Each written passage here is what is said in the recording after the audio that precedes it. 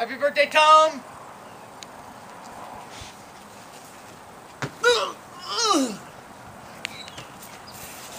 สุขสันต์วันกันเกิดสุขสันต์วันกันเกิด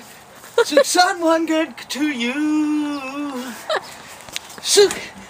สันต์วันเกิด to you Happy birthday คุณทอม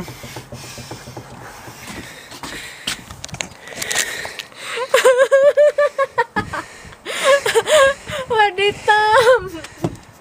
เมื่อกี้เป็นการแสดงสำหรับวันเกิดที่ปิ่มเตรียมมารู้สึกจะร้องผิดไปหน่อยหนึ่งนะคะวันเกิดปีนี้ขอให้มีความสุขมากๆ36แล้วไม่ต้องเป็นห่วงนี่เห็นรอยตีนกาไหมผมงอกด้วยไม่ต้องเป็นห่วงขอให้มีความสุขมากทั้งกายและใจคิดอะไรสมปรารถนาคิดถึงแม้จะไม่ได้คุยกันโอเค